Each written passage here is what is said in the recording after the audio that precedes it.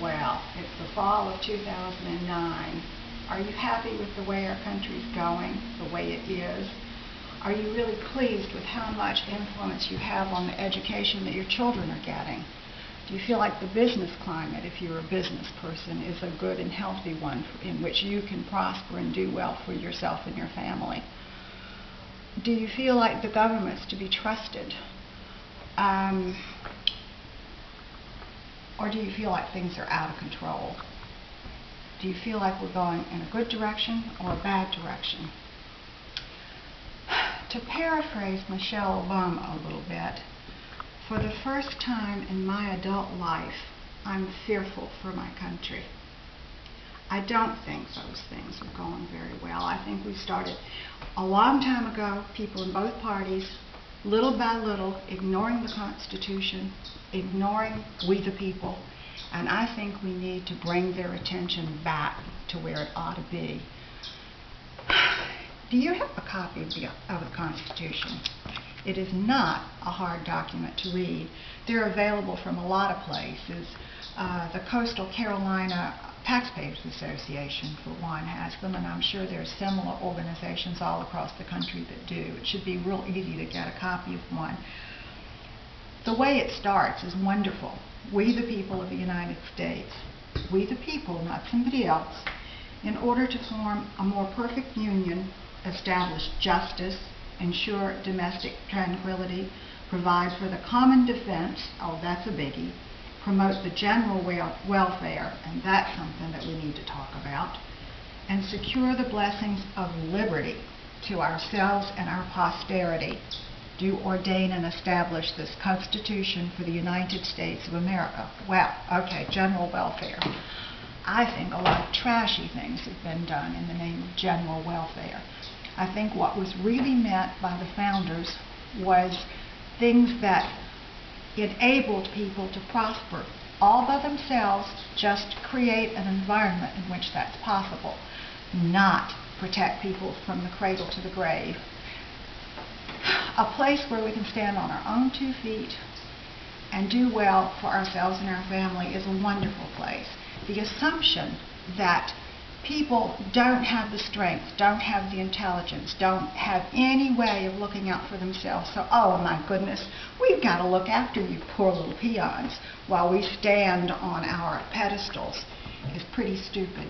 Most of the people I know, virtually all of them, there may be probably less than 1% aren't capable of looking after themselves, but most people have intelligence in spades when it comes to their own enlightened self-interest.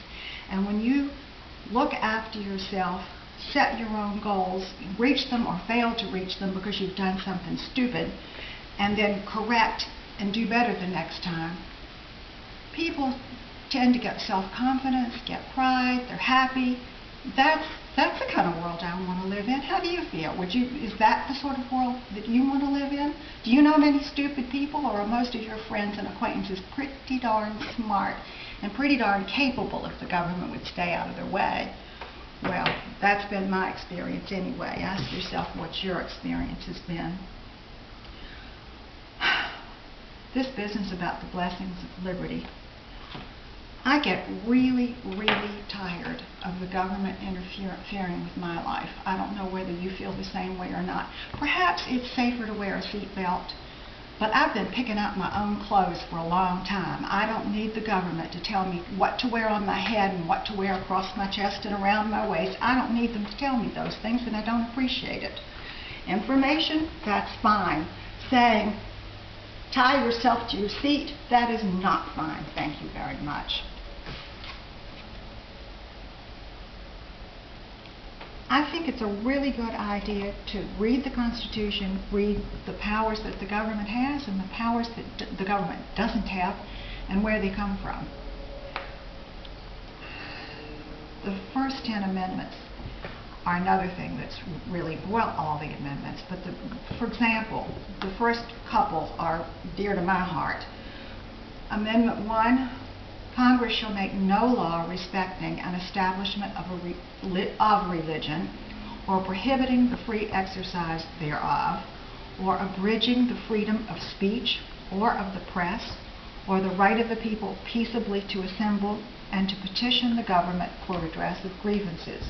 It's pretty simple and pretty straightforward.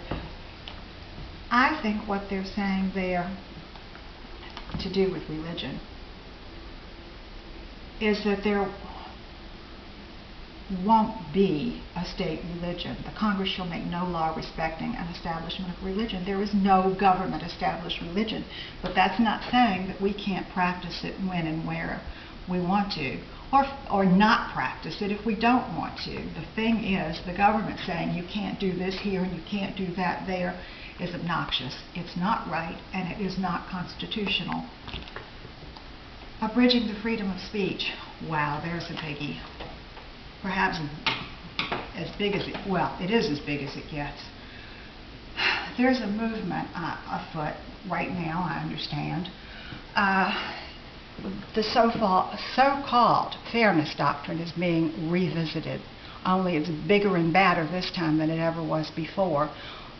What's being talked about, as I understand it, is that conservative talk shows, conservative programs on cable TV, wherever they may appear, bloggers on the internet. In all places there needs to be a balance of people who are very conservative and people who are very liberal. Thing is, radio stations, the liberal talk shows have basically failed. The conservative hosts can get sponsors, the big bucks. If the stations were forced to air as much of what people don't want to hear as they air of what people do want to hear, they'd go out of business. Aha. It may be that's exactly what's wanted by the government. There are liberals who run most newspapers, the bulk of them. There are some exceptions. The Washington Times tends to be pretty middle of the road to conservative. The Washington Post is very liberal. Everybody's heard all the tales about the New York Times and the LA Times. Liberal newspapers are in trouble financially because they're losing subscriptions and they're losing advertisers. People make their own decisions, and now there are rumblings of a government bailout. For heaven's sakes, if you provide what people want at a price they want to pay, you prosper. If you don't, you fail. Let's let them fail. In nature, survival of the fittest works out really, really well.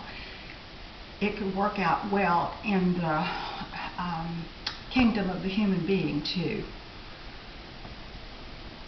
Ask yourself what kind of world you want to live in and look for places that you can put your oar in a way that you deem appropriate. There are lots of organizations. You can write to your representatives. There are lots of things each of us can do. I think it's time that we got busy being we the people, speaking up and making our wishes clear and being really, really firm about it. What do you think?